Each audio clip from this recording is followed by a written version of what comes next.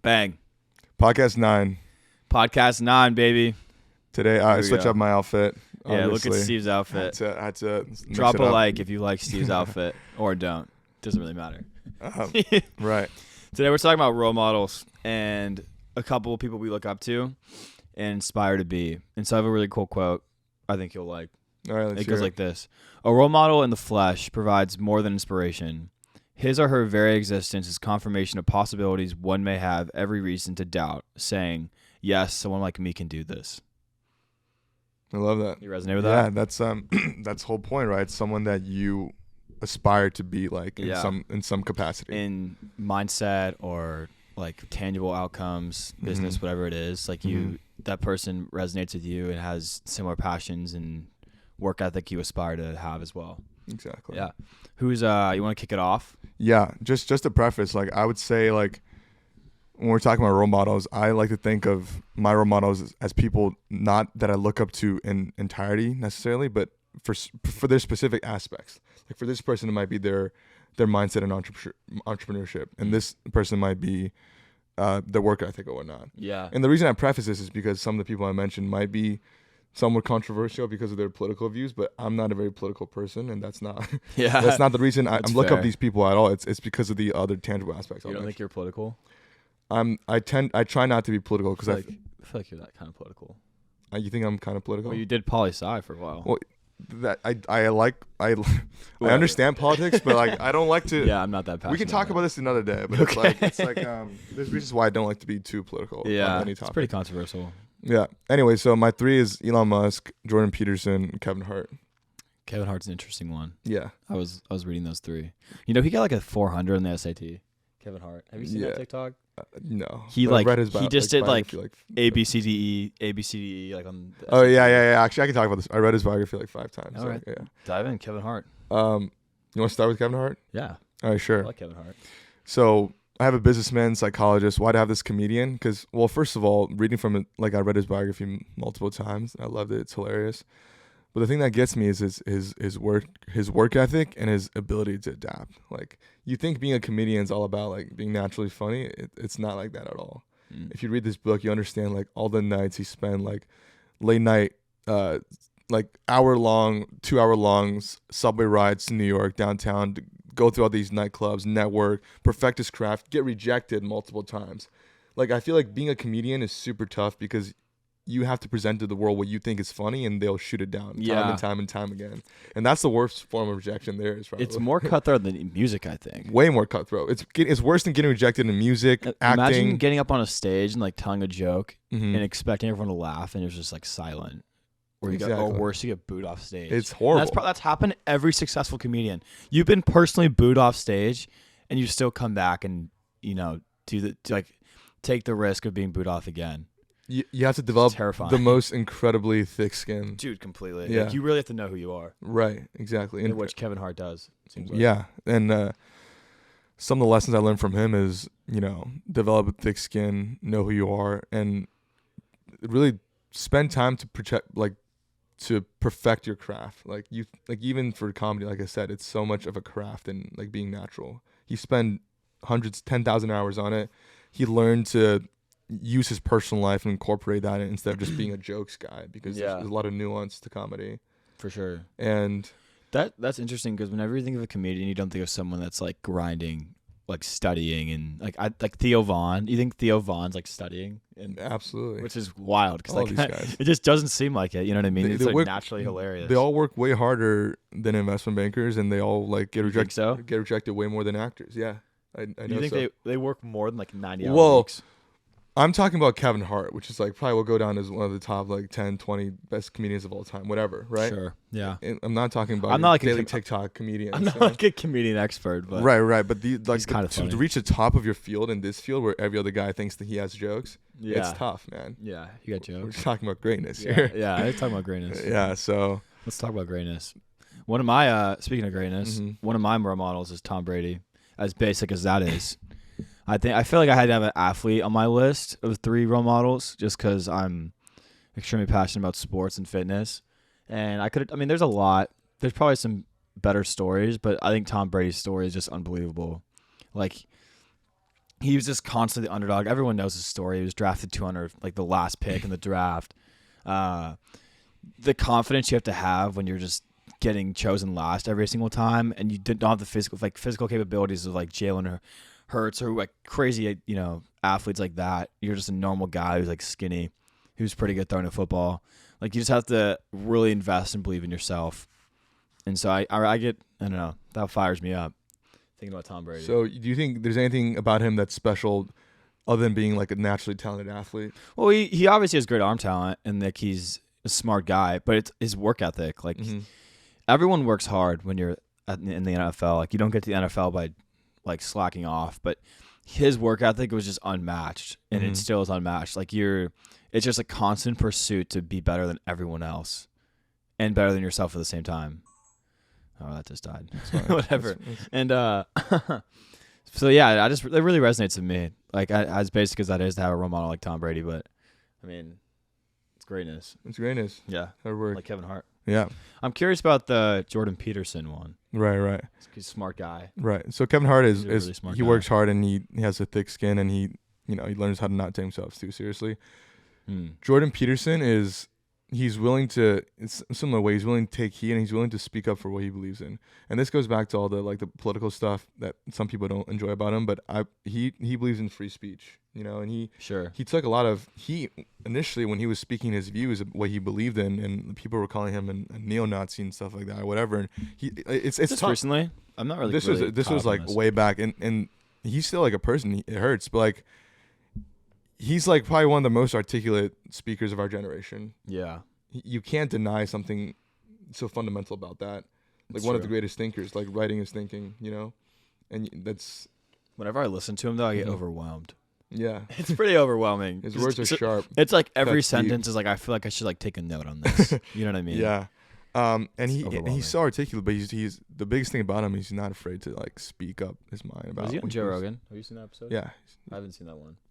It's a great one. You should watch it. Yeah. I should watch it. Yeah, he's a smart guy. It's hard to be that articulate. Like, I think it's a natural gift. Right. Has to be. Right. So the positive takeaways from him is speak your mind. Know who you are. That seems like a big one for all of yours. Yeah. Well, to know thyself is probably like the biggest thing. Like, in life. Really. That's something like I would love to take a class on, like how to know yourself. Yeah, like finding. I mean. Okay, so my third one is McConaughey. It's Tom Brady, Cole Bennett, and Matthew McConaughey. I don't want to talk about McConaughey too much because I feel like I always talk about him. I don't want this to be like a fan page. But part of what McConaughey says is to know yourself, you must know who you are not first. So eliminate who you are not to find out who you are. Whether that be knowing that you're not a smoker, or you don't... I don't know, like you're not a lazy person. Like putting these identities out there, and self-identifying at what you want to be leads to who you actually are. So that's part of like knowing who you, like finding yourself and having self-confidence. So just to really hone in on your point, what about McConaughey specifically, like the characteristics makes you roll? Like, we're not talking like quotes aside, like what are the qualities you think about him? I think self-confident is a huge one. Like belief in yourself. He's like a Texas. He came from this crazy background in Texas and went to Hollywood and was just like he wasn't trying to fit in with everyone. He was just being himself for his entire life, and he wasn't afraid to take the road less traveled. He's also just like adventurous. That's something I really admire. Like just doing cool shit because you want to do it. Like he went to the Amazon River, floated in the Amazon River naked. Went to Africa and like fought tribe leaders. Just stuff like that, like being adventurous. How about just being brave? I read his book too. Brave is a good brave, taking the hill. That's a big part of his book.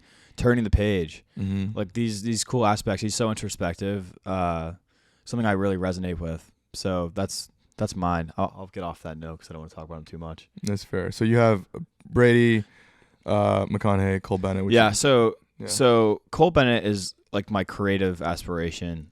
He's a videographer. We talked about it in the last episode as well. But he just like from the roots up built this amazing company, Lyrical Lemonade, and he's so passionate about hip hop. in videography. And I talked about a story last week, and it was so Cole Bennett. He was grinding in Chicago, working with these small underground artists, and would make small videos for them. And one time, like when he was first getting started, Quavo reached out to him, and Quavo wanted to make a video. And this was Cole Bennett's big break. This was it for him, and he worked on this video tirelessly for like 4 months straight. He said it was like 10 hours a day, working till like 4 a.m. And after like finishing the project, Quavo was like, "Yeah, we're gonna scrap it," and he could have just quit. Like he could have been like, "Okay, this is ridiculous. I worked so hard and it's done." But he just kept doing it. He loved doing it, and now he's Forbes 30 under 30. So just like that persistence is so valuable to me. I resonate with it so much. So that's like being creative in general. Like whether you're a comedian or a videographer, like you just have to put yourself out there, and you have to accept rejection, accept failure so often, and to have thick skin. So thick skin's a big one. Like I think him and Kevin Hart have a lot similar. Just being creative in general. You have to put what you believe is like a unique thought. There's this cool video like Playing the Fool. Mm-hmm. Remember that video I sent you? Like you just have to be fine with like playing the fool, not being good at the start either. Mm-hmm. Like no one's good at when they first start doing something.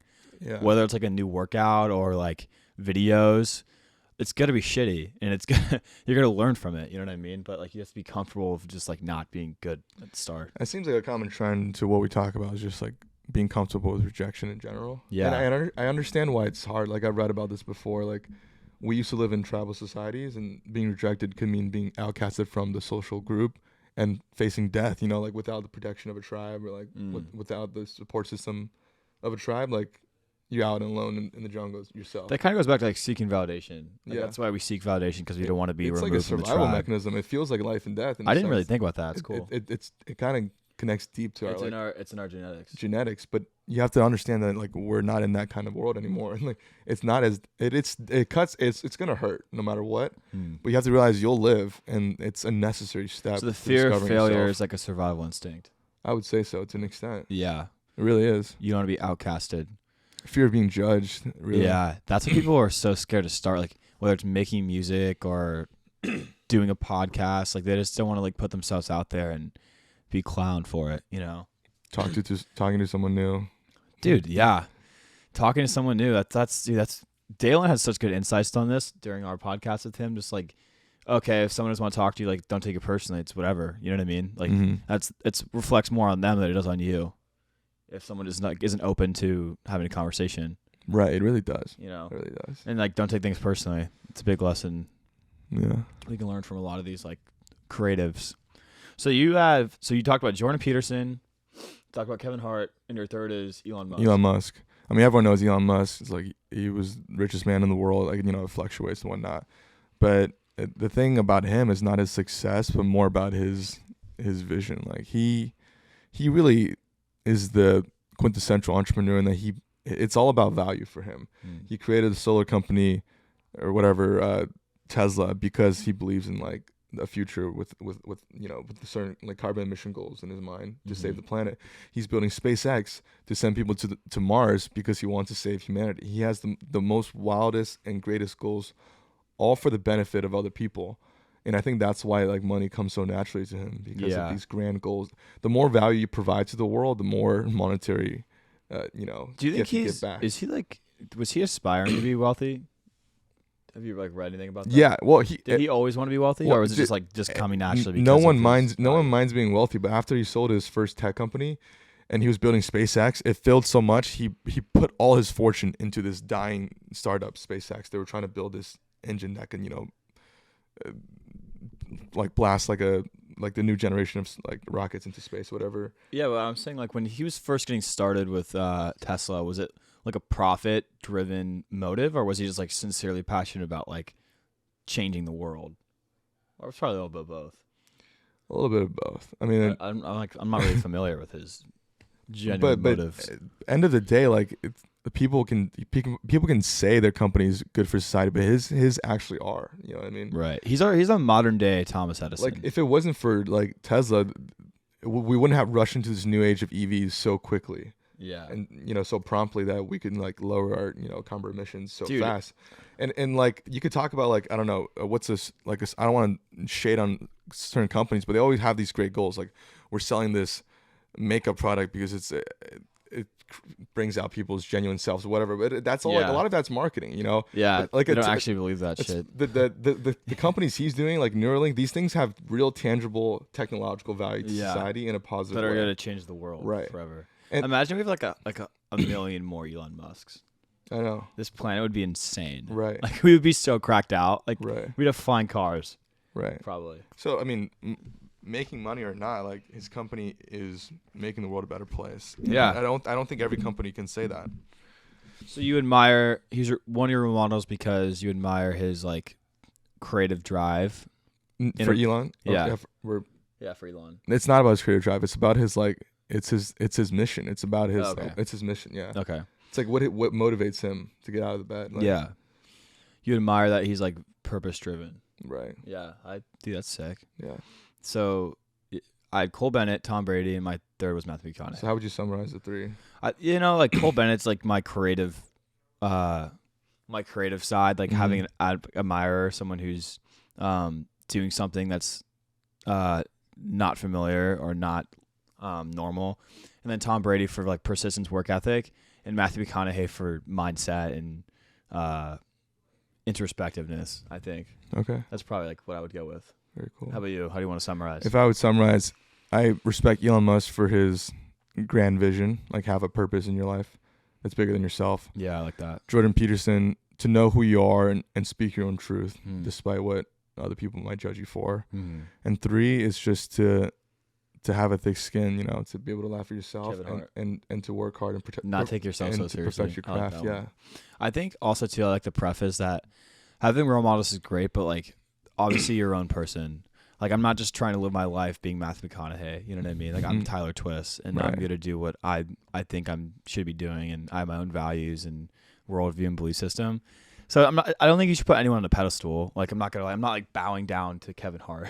You know what I mean? Like, not that I even could. That's why I prefaced in the beginning. You look up to people not in entirety, but for their specific characteristics. Yeah.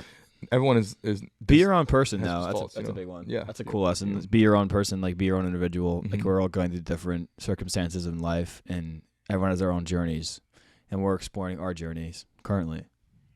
Alrighty. I think that's good for today. Yeah. Cheers. Cheers. Steve-O.